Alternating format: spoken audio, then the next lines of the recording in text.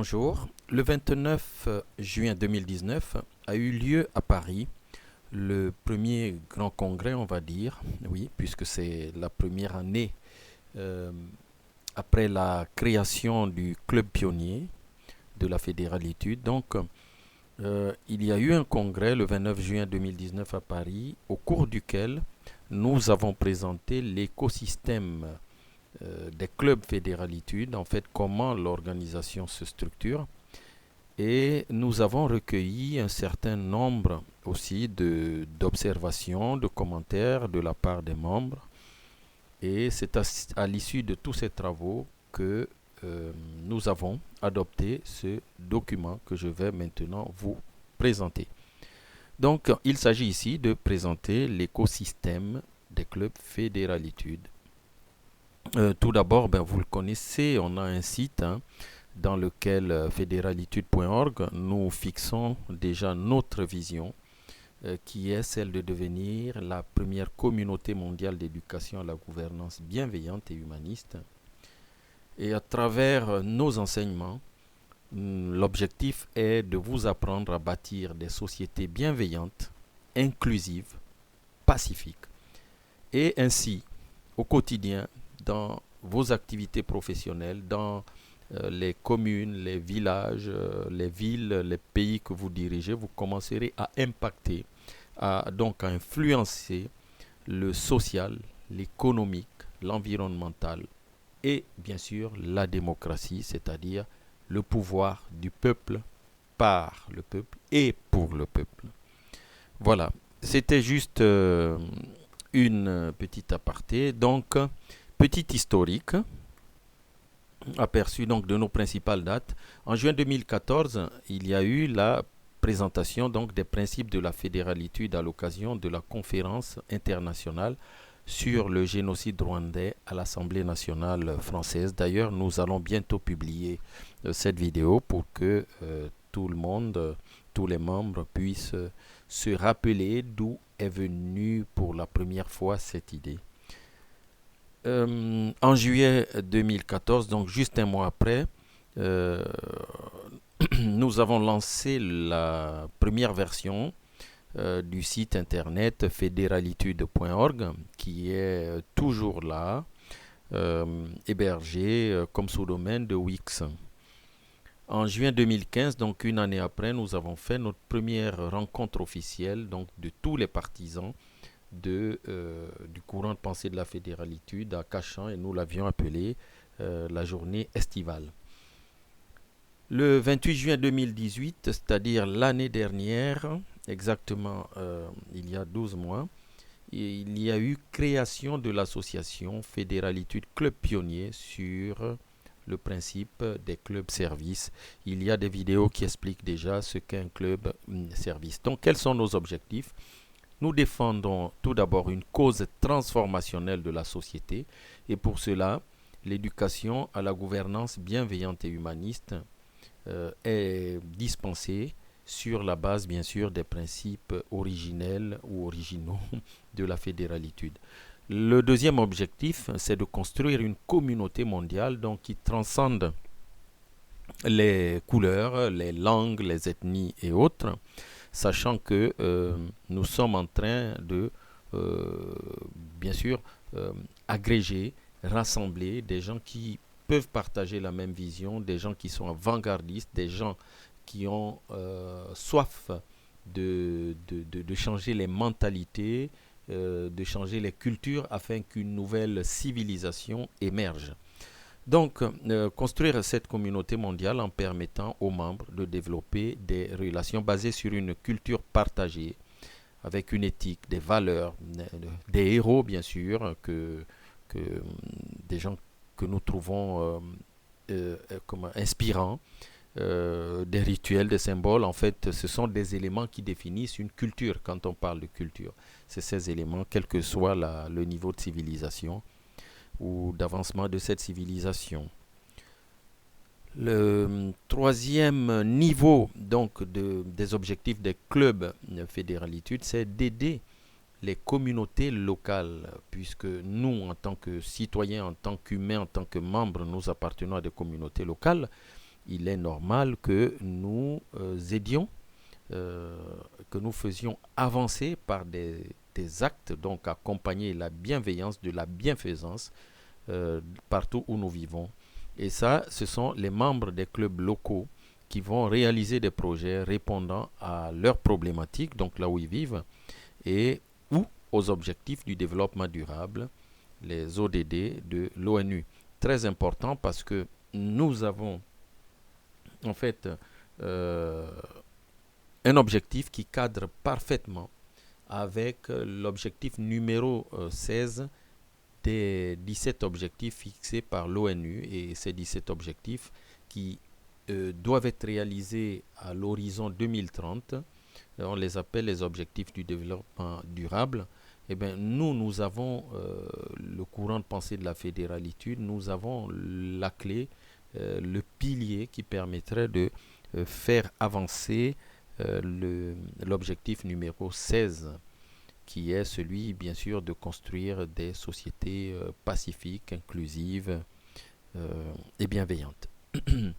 Alors, servir et propager une grande idée. Donc, vous avez vu, là, on a rappelé la cause transformationnelle de la société. Donc, il y a une grande idée que nous devons servir et propager. Cette grande idée, ok, c'est la gouvernance bienveillante et humaniste. Vous avez tous entendu parler de la bonne gouvernance, mais nous, avec bien sûr José Hébert, a développé ce qu'il appelle la gouvernance bienveillante. Alors, la bienveillance va au-delà de la subjectivité du bien et du mal, vous le savez bien, que ce qui est bien pour une personne peut être le mal pour une autre. Donc, il y a une notion de relativité dans le concept de bonne gouvernance, et c'est ce qui crée un peu ces dysfonctionnements que nous voyons dans le monde. Tandis que la bienveillance, lorsqu'on parle de gouvernance bienveillante, ben, il s'agit de traiter l'autre comme on se traite soi-même. Et cela se fonde sur des critères rationnels de la fédéralitude. Le deuxième niveau, on l'a vu, hein, construire la communauté. Donc la communauté, c'est un ensemble de gens, de personnes qui sont unies autour de cette grande idée et la partagent déjà dans leur cœur entre elles, et puis la partagent aux autres. Donc les personnes qui se rassemblent autour de la grande idée de la gouvernance bienveillante pour des sociétés bienveillantes, inclusives et pacifiques, ce sont eux qui forment cette communauté. Ces personnes ont en commun une vision, des valeurs, des pratiques qu'elles propagent autour d'elles pour créer une mentalité et une culture qui généreront de nouvelles pratiques sociétales, une nouvelle société donc, et une nouvelle civilisation. C'est vraiment notre rêve, c'est notre vision. C'est ce qui nous anime tous les jours. Alors, excusez-moi. Le deuxième niveau, le troisième niveau, c'est l'ouverture au monde. Cela consiste à dire, nous vivons dans des communautés. Mais ce qui se passe aujourd'hui, la manière classique d'aider, consiste à apporter le poisson à ceux qui n'en ont pas, aux plus faibles. Nous disons, il faut apporter le poisson, mais surtout, il faut apporter l'éducation qui seule permet d'envisager au niveau de chaque individu, au niveau de chaque communauté, que ce soit un village, une commune, un pays, etc., qui apporte l'autonomie, le développement endogène et qui fait sortir de la dépendance. Donc vous voyez que c'est ça l'écosystème des clubs fédéralitude. Il y a une grande mission. Les trois échelons territoriaux. Donc, si vous allez sur notre site, vous verrez que le premier principe de la fédéralitude, c'est le fédéralisme et la subsidiarité. Pour l'instant, aujourd'hui, afin de simplifier les choses et que notre développement se fasse sans trop de lourdeur administrative, nous avons assis trois échelons territoriaux. Et d'ailleurs, si demain le fédéralisme s'installait dans un pays, ben, ce sera toujours un peu le même principe, trois échelons, c'est-à-dire l'État fédéral, donc l'État national du pays, l'État fédéral. Au-dessous de l'État fédéral, il y a les petits États, les micro-États ou les États inférieurs qu'on appelle les États fédérés, les États locaux, et à l'intérieur, après, il y a des communes. C'est le cas si vous prenez les États-Unis, la Suisse, l'Allemagne, enfin la plupart des États fédéraux bien structurés, le Canada, ont toujours ce principe des trois niveaux. Donc, le premier principe que nous respectons, c'est le fédéralisme et la subsidiarité dans notre organisation. Alors, comment cela se traduit? On a donc dans les trois niveaux territoriaux les tâches qui sont partagées entre la fédération internationale qui n'existe pas encore, les fédérations nationales et les clubs locaux. Les fédérations nationales et les clubs disposent d'une grande marge de manœuvre pour accomplir leurs tâches, donc réaliser leurs actions au niveau local. Commençons par la base. Dans le fédéralisme et la subsidiarité, il y a la subsidiarité, le fait de commencer toujours par la plus petite entité. La plus petite entité, donc, c'est le club local. Ici, vous voyez, le club local, c'est l'échelon de base de tout l'écosystème.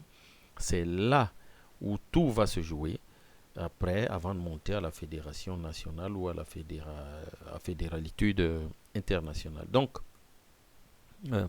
le club local, c'est l'espace de proximité de base. C'est celui qui favorise les rencontres entre les membres locaux. Ces membres, donc les membres du club, sont les personnes physiques ou morales, évidemment. C'est-à-dire qu'une entreprise peut très bien faire partie d'un club local, mais dans ce cas, elle délègue une personne physique de son entreprise pour... voilà. On ne s'est pas fermé aux organisations. Des clubs, des coopératives, des entreprises, d'autres associations peuvent être membres de nos clubs, mais via toujours une personne qu'elles délèguent. Continuons donc. Le club local perçoit des dons au niveau local, via aussi Internet, s'il veut, et les cotisations de ses membres. Comme tout système fédéral, le club local va verser une petite contribution à la fédération nationale d'abord, et à la fédération, puis à la fédération internationale. C'est comme ça que fonctionnent toutes les fédérations du monde, et nous le traduisons dans notre écosystème. Ça permet de comprendre aussi comment, voilà, c'est déjà un début de simulation, comment fonctionne un État fédéral. La fédération nationale, ici, c'est l'échelon au-dessus des clubs locaux. C'est l'échelon donc intermédiaire. Il est, dans notre cas, national. Donc, une fédération nationale est formée à partir de trois clubs locaux dans un même pays. C'est ça. Et vous voyez qu'on va vraiment... C'est comme si on construisait une maison. Nous partons des fondations, après on met les murs, et après on mettra le toit. Donc là, nous avons mis les fondations, les clubs locaux. Là, maintenant, nous sommes au niveau des murs, des poteaux. OK? Donc, pour constituer une fédération nationale, il faut qu'il y ait un minimum de 3 clubs locaux dans le pays. Les membres de la fédération nationale, vous le comprendrez aisément, ce sont les clubs qui délèguent des élus, donc des personnels, des membres de leur club, pour les mettre à disposition de la fédération nationale. Elle a son conseil d'administration, la fédération nationale, donc elle a son autonomie, son bureau, ses statuts. Ces statuts ne doivent pas être contraires aux statuts internationaux, tout comme les statuts des clubs ne doivent pas être contraires ni aux statuts internationaux, ni aux statuts de la fédération nationale. Oui, bien sûr, il faut une cohérence globale. La fédération nationale exécute les prescriptions de l'international, mais accomplit ses actions en autonomie. Ça, c'est très important, l'autonomie. Pareil, la fédération nationale, puisqu'elle est constituée de clubs, ces clubs ont des membres, eh bien, la fédération nationale va percevoir une contribution des clubs et peut et peut percevoir aussi des dons de manière autonome, parce qu'il y a des projets au niveau local, mais il peut y avoir des projets au niveau national. Ensuite, vous voyez, on progresse, on arrive au toit, voilà, au chapeau. Donc, c'est la fédération internationale, c'est l'échelon international. Ce sera le final, le bouquet final, ce sera fédéralitude internationale. Mais nous voulons avoir une organisation solide, des fondations solides, un soubassement solide. Et nous n'avons pas voulu, comme la plupart des organisations, commencer à créer la tête. Non, nous renforçons bien la base. Vous voyez la logique. Une fédération internationale, pour qu'elle naisse, bon, il faut au moins, hein, je pense, nous pensons le minimum. Je pense, je veux dire, moi, qui interprète là, je pense que c'est la logique. Euh, il faut au moins trois fédérations nationales. Euh, la fédération internationale, elle va posséder, quand elle sera créée, ses statuts internationaux, son conseil d'administration et ses bureaux, son bureau exécutif, hein, c'est pas le bureau au sens physique, mais bien sûr, il faut un bureau physique, mais d'abord un bureau exécutif. Ok. Elle fixe, la fédération internationale, les règles qui assurent la cohérence et la cohésion de tout l'écosystème fédéralien. Les membres rattachés à la fédération internationale, vous vous en doutez, ils sont rattachés à des clubs locaux partout dans le monde. C'est une communauté mondiale. La fédération internationale perçoit des dons et une contribution des clubs et des fédérations nationales bon, enfin, ce n'est pas les fédérations nationales qui reversent directement, c'est indirect. Ce sont les clubs qui ont prévu un pourcentage qu'elles reversent à, à l'organisation internationale. Elle autorise la création des clubs locaux et des fédérations nationales. Oui, parce que c'est elle qui va veiller sur l'ensemble. Elle remet la charte et les statuts types à adapter. Alors, vous me direz, comment est-ce que nous comptons nous développer si l'organisation internationale n'existe pas? Eh bien, c'est pour cela que nous avons créé un laboratoire que nous appelons le Fédéralitude Club Pionnier. Le pionnier, c'est-à-dire le club qui sert de guide, qui sert de, de, de, de think tank, de cellules de réflexion pour les autres et propage ainsi les bonnes pratiques. Ce club, c'est Fédéralitude Club Pionnier qui a été créé à Paris le 28 juin 2018. Et lui, il fait office de fédération internationale, mais à titre purement provisoire.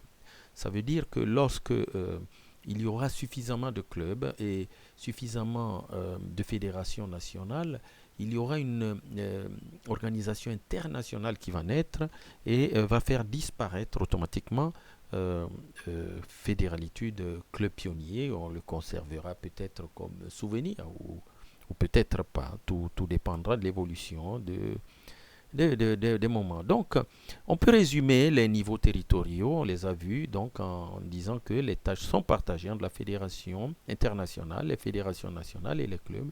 Les fédérations nationales et les clubs disposent d'une grande marge de manœuvre pour accomplir leurs tâches. Voilà, ce PowerPoint, là, ce fichier permet, cette image, de récapituler tout ce que nous avons dit. Hein. Vous avez vu, on a commencé par les clubs locaux, fédération nationale et fédération internationale. Bien, ça c'est la structure générale. Maintenant, nous allons entrer dans les humains, ce qui constitue, hein, vous voyez, on ne fait que descendre dans la subsidiarité, ceux qui vont constituer les clubs. Les clubs sont constitués de membres. Okay. L'écosystème fédéralien est prévu pour permettre à tout un chacun de contribuer à notre grande mission commune selon ses moyens et ses possibilités. Alors, quelles sont les catégories de membres par niveau territorial?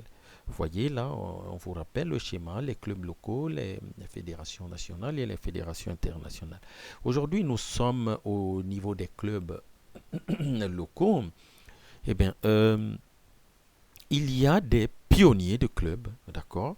Des pionniers de clubs, c'est des gens qui croyait en l'idée, en la grande idée que nous avons évoquée au début de la gouvernance bienveillante et qui décide comme ça de propager, de faire connaître le message là où ils vivent, partout dans le monde, et vont devenir à un moment donné des membres fondateurs s'ils fondent un club.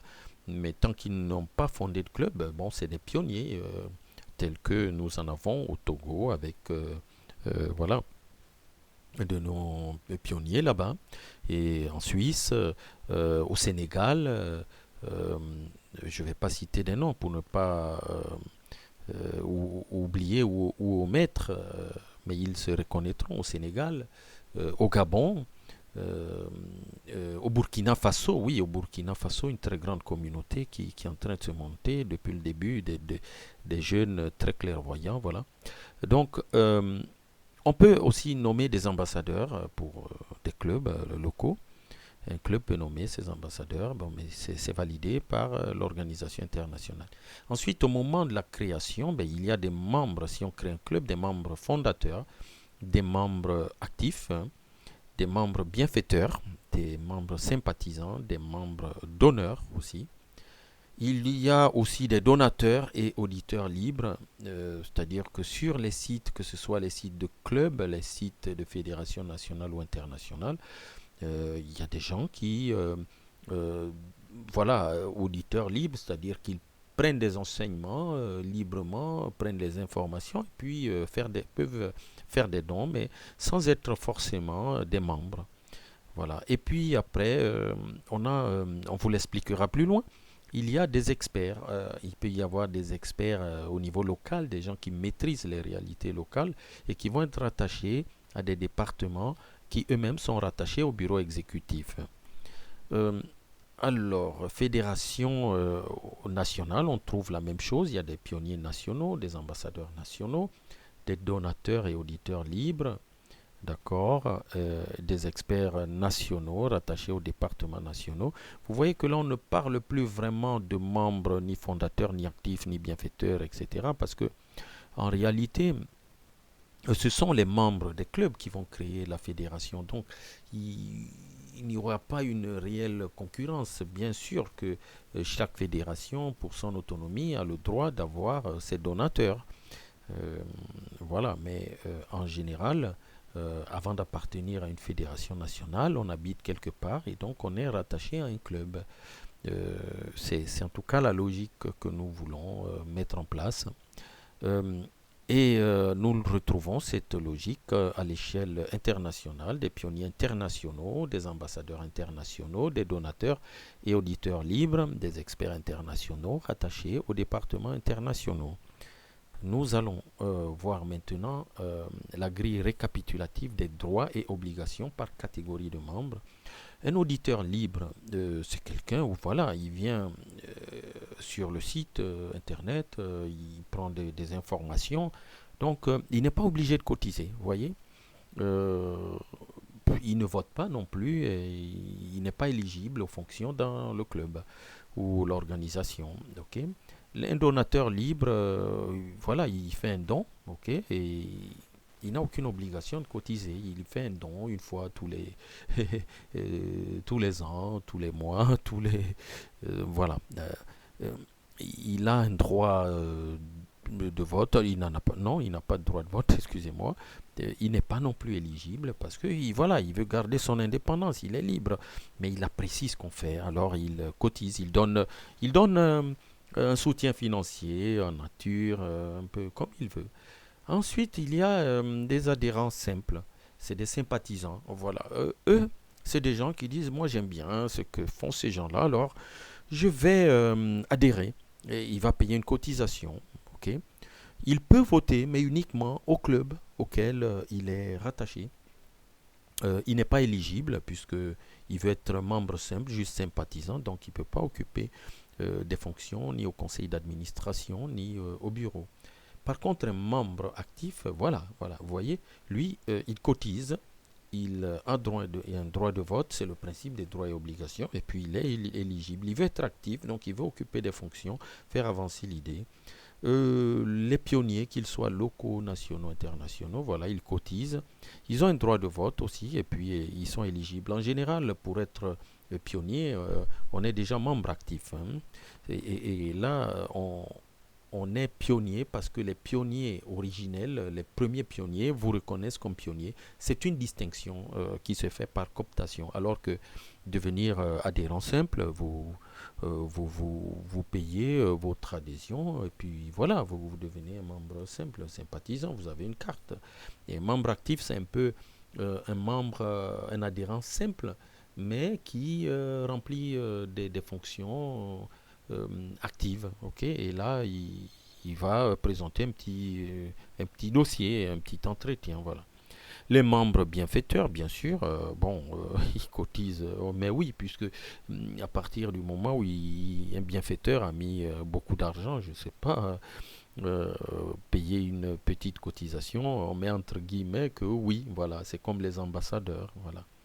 Un ambassadeur, en général, c'est quelqu'un qui y croit, on le choisit, euh, c'est une sorte de pionnier, mais qui voilà, n'a pas ce statut de pionnier parce qu'il n'a pas été coopté pour, il n'était pas là à l'origine, mais il veut nous représenter pendant une année, voilà, il a un droit de vote s'il veut aller plus loin et être éligible, auquel cas ce sera un ambassadeur, mais qui présentera un dossier de membre actif. Les membres bienfaiteurs, on a vu hein, que oui, il va de soi, il ne paye pas une cotisation, mais sa cotisation en quelque sorte est de fait. Il n'a pas un droit de vote, il n'est pas éligible, il est juste bienfaiteur. Sachant que voilà, si vous êtes membre actif ou adhérent simple, vous pouvez aussi faire des dons. Membre d'honneur, oui, on a mis oui parce que, entre guillemets, parce que c'est le club dans ce cas qui va payer sa cotisation. C'est un membre d'honneur, on ne va pas lui demander de l'argent, c'est comme le membre bienfaiteur. C'est le club qui va payer sa cotisation parce qu'on considère que c'est quelqu'un qui rend de grands services déjà à l'association. Les experts attachés au département, il y a l'expert tout court qui voilà, d'ailleurs on pourrait mettre ici entre guillemets oui, hein, pour la cotisation, c'est-à-dire que le club paierait, mais pourquoi nous n'avons pas mis oui? Parce que l'expert qui est rattaché au, à un département, donc les départements découlent du bureau exécutif. Il peut y avoir par exemple le département éducation, justice, vous allez le voir dans la suite. Eh bien, les experts rattachés au département ne payent pas de cotisation en tant qu'experts, mais en tant que membres actifs, adhérents simples, bienfaiteurs, etc., ils contribuent financièrement. Leur titre d'expert ne leur donne pas le droit de vote, ni les rend pas éligibles. Il faut dans ce cas qu'ils fassent un dossier pour être membre actif aussi. Donc on peut être membre actif et expert rattaché. La gouvernance donc de tout ça, comment est-ce que nous allons gouverner cet écosystème? Notre organisation met en pratique les principes que nous prônons afin d'insuffler une culture et un changement de mentalité dans la gestion des organisations. Donc nous-mêmes, nous le mettons en œuvre, la gouvernance collégiale et la présidence tournante. Et le 2, c'est le principe 2 de la fédéralité. Et le principe 3, c'est la démocratie directe et participative. Comment tout cela va se passer? D'abord, démocratie et collégialité sont de règles à tous les échelons territoriaux. D'abord, ça commence là, au niveau de l'Assemblée générale, dans lequel il y a les membres sympathisants. Hein, vous vous rappelez ce tableau hein, qui est très important. Les membres sympathisants, donc les adhérents simples, ils peuvent voter, ok, mais au club, d'accord. Donc, tout commence là, à ce niveau, la démocratie, au niveau de l'Assemblée générale des membres. Il y a les membres sympathisants, les membres actifs et les membres pionniers. Les membres sympathisants peuvent voter. Ils peuvent voter. Mais ils ne sont pas éligibles, on l'a vu, hein, d'accord. Alors, donc, deuxième niveau, c'est l'Assemblée générale des membres qui va voter un conseil d'administration. Euh, que ce soit au niveau des clubs, au niveau à l'avenir des fédérations nationales ou de la fédération internationale, il y aura toujours un conseil d'administration. Alors, le conseil d'administration, pour sécuriser la chose et être sûr qu'on a affaire à des gens vraiment qui y croient et qui ont déjà fait leurs preuves en matière de propagation de la bonne nouvelle, eh bien, il y a un collège des pionniers qui a 60% des membres et un collège des actifs simples, des actifs tout court, qui ont 40% de membres. Et puis, à côté, il y a des commissions permanentes qui dépendent du conseil d'administration. Et le conseil d'administration va voter le bureau collégial. Le bureau collégial qui est composé de 7 personnes. Il y a pareil un collège pour garder les mêmes proportionnels dans le bureau collégial, le bureau exécutif collégial. Il y a le collège des pionniers qui a 60% des places et le collège des membres actifs qui a 40% des places. Et bien sûr, il y a des experts maintenant qui sont rattachés au département. Euh, donc, nous distinguons les rôles administratifs dans un bureau. Les rôles administratifs, leur but est de permettre le fonctionnement administratif de base de toute association. Donc la représentation vis-à-vis de l'extérieur, c'est la notion de président que vous trouvez dans toutes les associations. Chez nous, c'est le chargé de la présidence, mais on accepte la dénomination de président, sachant que dans la tête de tous nos membres, les fédéraliens, nous considérons toutes ces fonctions comme des charges, pas comme des privilèges. Le deuxième niveau, l'autre rôle, c'est la gestion des dossiers. Souvent, il est confié au secrétariat général, donc le chargé du secrétariat général. Et puis, il y a les finances. Ah oui, et sur toute organisation, il faut un peu de finances et de trésorerie. Voilà, et donc les rôles administratifs, il y a une coquille assumée donc sont assumés par le bureau collégial, comme dans tous les clubs, fédération de clubs, donc fédération nationale et les fédérations internationales. On va retrouver à chaque fois un chargé de la présidence et deux vice-présidents, euh, un chargé du secrétariat général et son adjoint, et un trésorier et son adjoint. Voilà, ça ce sont les rôles administratifs. Maintenant, nous avons prévu, donc, puisque nous sommes comme un think tank, comme euh, un club, une organisation qui impulse l'évolution de l'humanité, des mentalités. Nous avons donc prévu, à partir de ce de ce oui, ça arrive. Nous avons prévu donc des rôles d'études et de lobbying. À partir de cette année, de ce congrès, il y a les 7 membres du bureau exécutif collégial qui se chargeront de développer 7 départements d'études et de lobbying, qu'on appellera les DEL, auxquels ils rattacheront des experts qui seront chargés de l'élaboration et de la défense des dossiers d'études et ainsi que des actions de lobbying. Alors, les 7 départements d'études et de lobbying, les DEL au niveau international et national, on retrouvera à peu près toujours ceci. Donc, un DEL, affaires internationales, au niveau local, au niveau national, on pourra l'appeler affaires étrangères. Un DEL des affaires intérieures, un DEL chargé d'étudier tout ce qui est justice, les systèmes de justice et de police. Euh, voilà, bon, mais vous verrez beaucoup de choses sur nos sites. On a des réflexions déjà là-dessus. Pareil, au niveau de la défense, de la protection de la population et des sports. Un DEL au niveau des finances et un DEL chargé des aspects économie, formation et recherche. Avec, normalement, on va terminer, le dernier DEL, c'est l'environnement, les transports, l'énergie, la communication. Avec de telles directions d'études et de lobbying, un pays comme la Suisse en a fait 7 ministères et gère tout son pays. La Suisse gère tout son pays de cette manière, avec 7 ministères. Vous voyez que avec ces 7 départements d'études et de lobbying, nous couvrons tous les domaines qui existent dans une nation.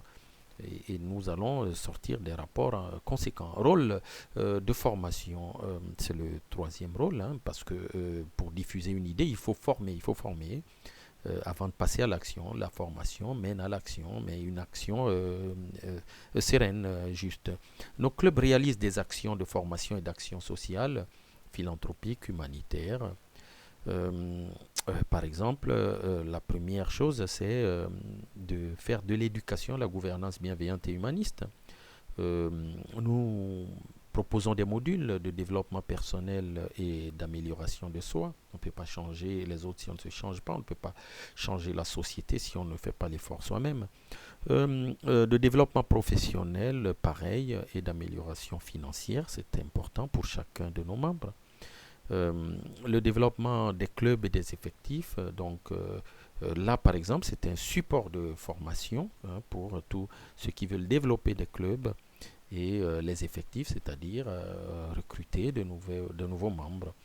Le social, oui, voilà, ça c'est par exemple euh, des, des, des commissions permanentes qu'on peut mettre, qu'on a prévu de mettre dans nos statuts, ça y est, au niveau des conseils d'administration, le social, faire le social pour les enfants, la petite enfance. Il faut beaucoup miser sur les enfants, la jeunesse.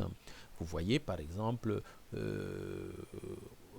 y a le système scolaire normal que nous connaissons dans beaucoup de pays, mais que vous alliez aux États-Unis, en Suisse et ailleurs, il y a des méthodes alternatives aussi efficaces, par exemple la méthode Montessori, mais si on ne vous en parle pas, vous ne saurez même pas que ça existe.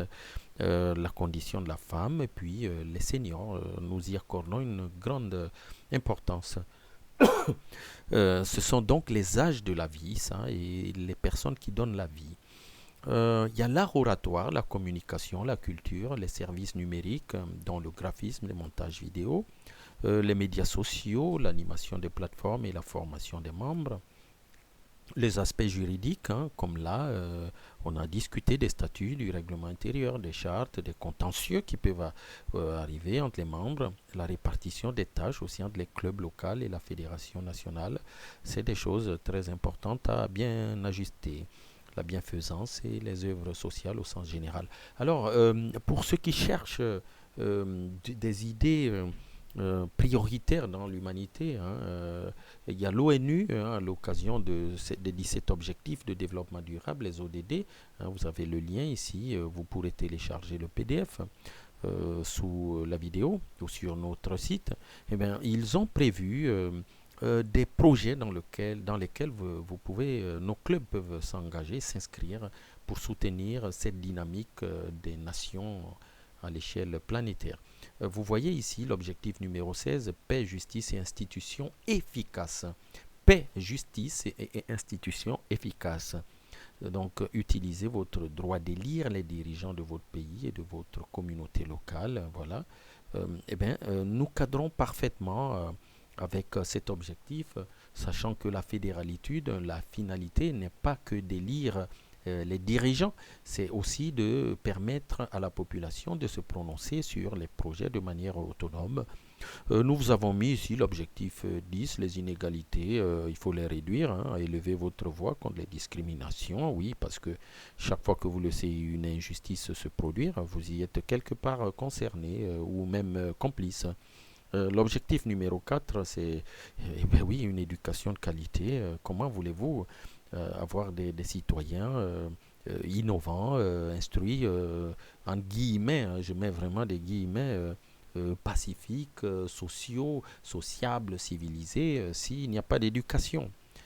Voilà. Alors, voici quelques savoir-faire qui sont nécessaires à nos clubs. Tous les savoir-faire, bien sûr, sont utiles pour mener à bien notre mission, mais nous citons là quelques exemples, sans distinction, bien sûr, de genre masculin ou féminin. Hein. Nous avons écrit au masculin, mais les femmes le genre féminin est très concerné. D'ailleurs, nous avons beaucoup de femmes brillantes déjà dans nos clubs.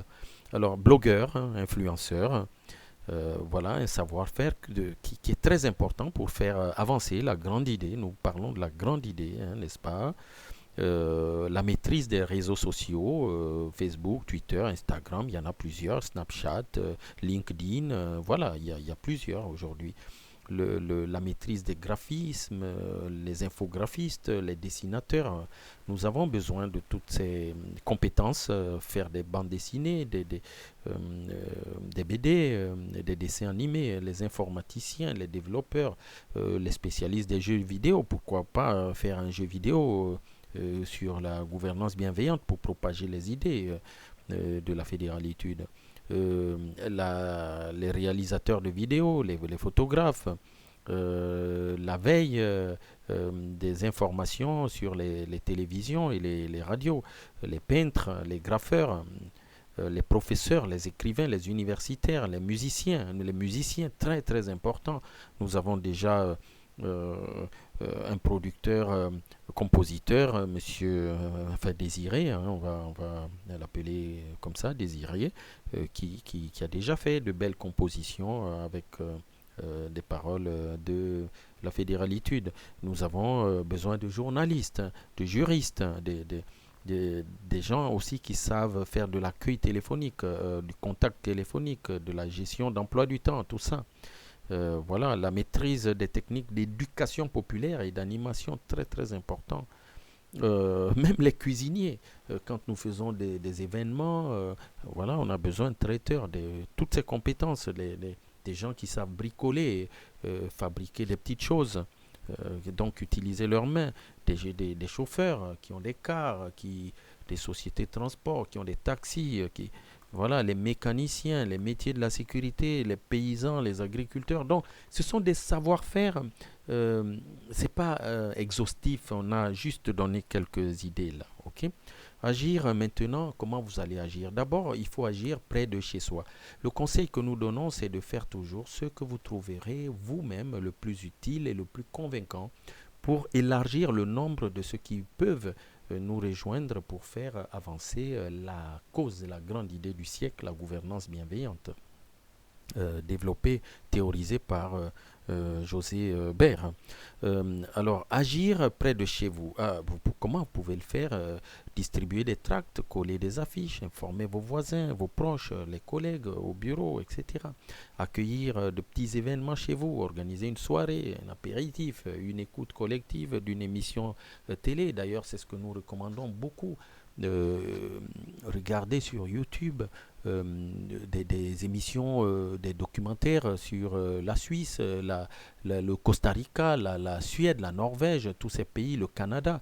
Et comme ça, vous en débattez ensemble.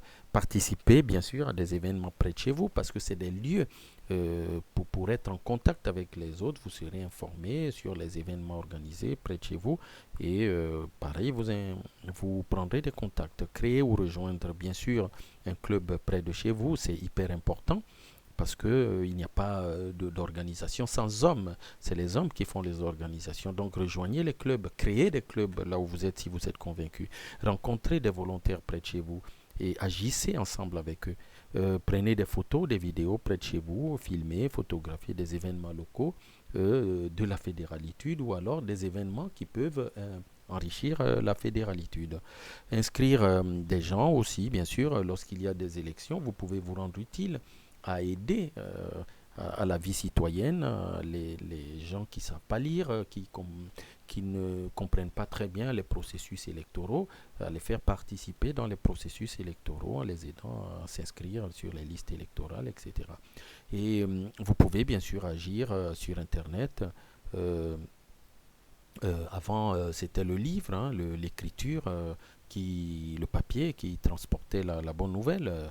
Vous voyez, le Coran, la Bible, tous ces livres sacrés, les Védas, la Bhagavad Gita. Bon, aujourd'hui, c'est l'Internet. C'est une opportunité en ce début du 21e siècle par lequel vous pouvez toucher tout le monde, même dans sa chambre avec son smartphone, pour qu'il prenne conscience, n'est-ce pas? Agissez sur les réseaux sociaux, Facebook, Twitter, Instagram, Snapchat, WhatsApp, tous ces éléments, commenter des articles sur Internet et les plateformes vidéo, bien sûr. Plus vous les commentez, plus vous les partagez, ça crée le débat, ça crée l'animation, ça crée l'évolution, ça crée le changement de mentalité. Proposer des vidéos et des musiques, très important. Ne vous gênez pas, euh, soyez libre dans votre créativité, que vous soyez dans un club ou un indépendant, faites-le au nom de cette grande idée, n'est-ce pas? Proposer des visuels et des dessins pareils, des images, des caricatures, hein, de l'humour, tout ça. On a mis en haut des fausses publicités, oui, c'est des techniques de propagande, des clips aussi, qui ont fait leur preuve et que des gens malveillants ont utilisé, hein, beaucoup continuent à utiliser. Alors nous utilisons des techniques à bon escient pour faire avancer une méthode bienveillante. Utilisez votre blog aussi pour faire connaître la fédéralitude, créer des liens entre les blogs, les sites des clubs, etc. Et bien sûr vers le site principal. Ce sera une très bonne chose pour les autres personnes. Participer aux campagnes d'appel, passer des appels vocaux, oui, parce que la discussion, la voix, hein, vous savez, la lettre elle reste morte, mais voilà, la voix la vivifie toujours. Hein. Aujourd'hui, il y a toutes les techniques, si vous voulez contacter des gens, Messenger, WhatsApp, Skype, etc. Alors, nous, comment est-ce que nous comptons renforcer à l'issue de ce congrès les liens, hein, de notre communauté, des membres de notre communauté?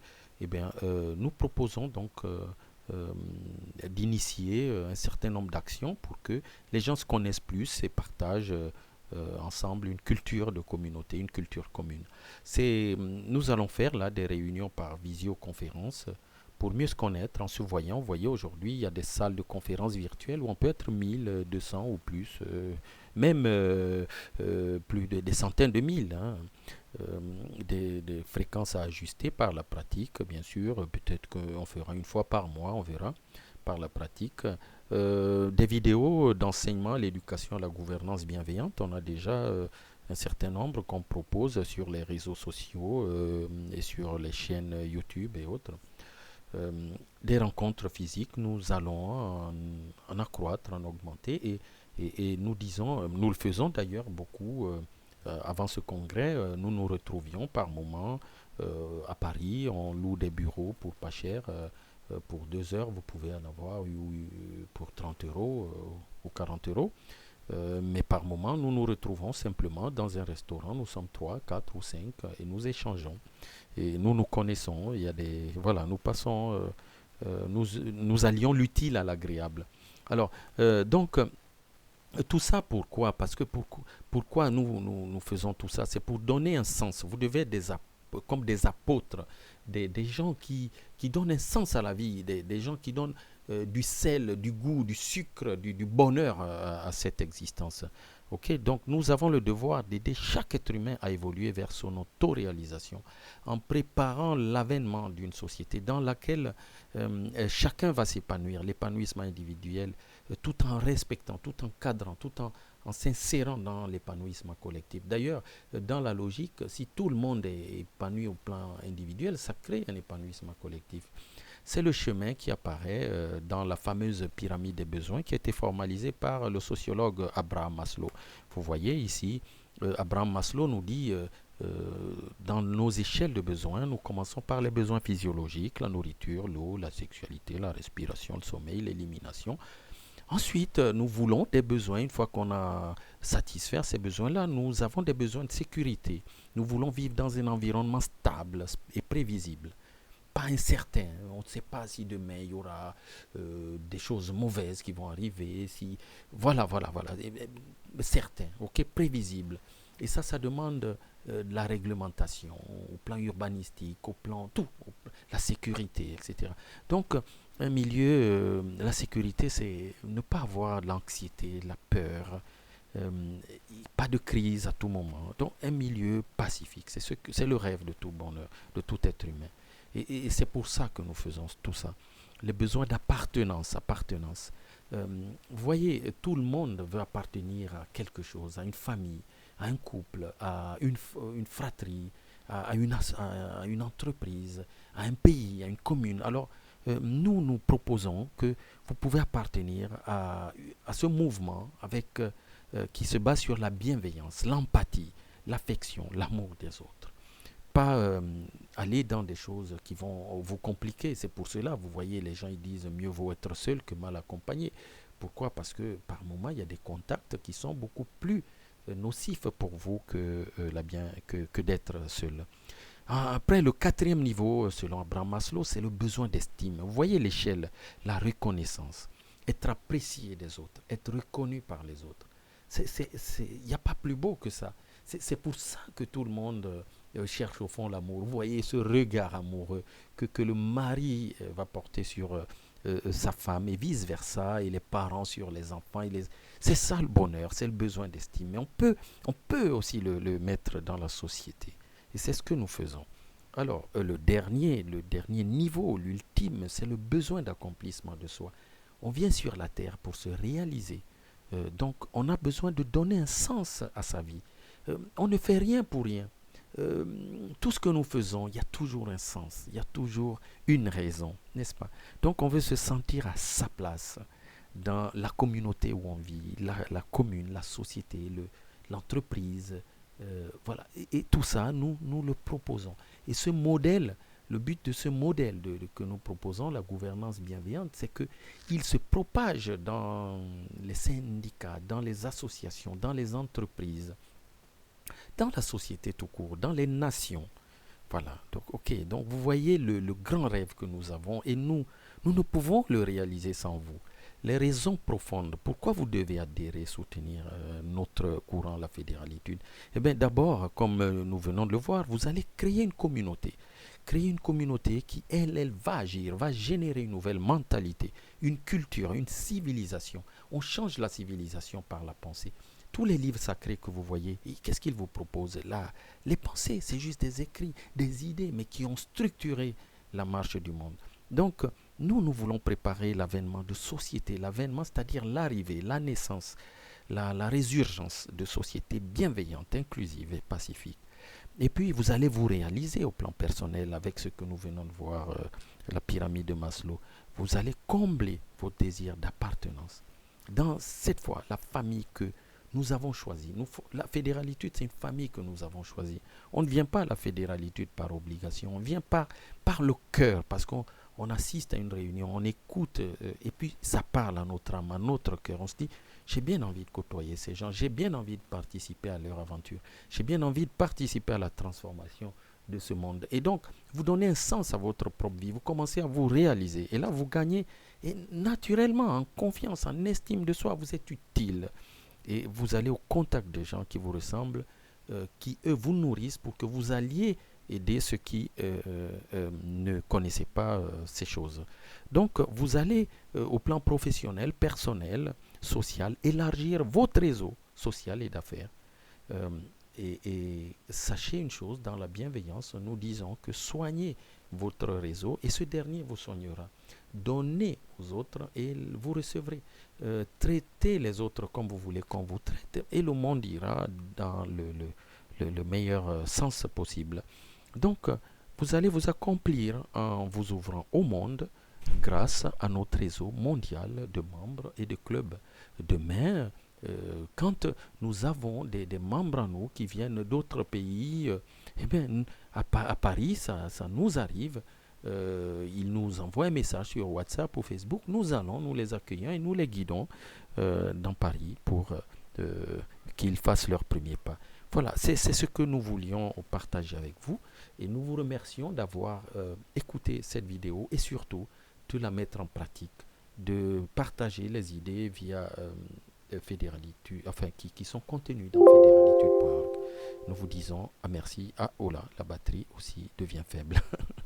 À très bientôt.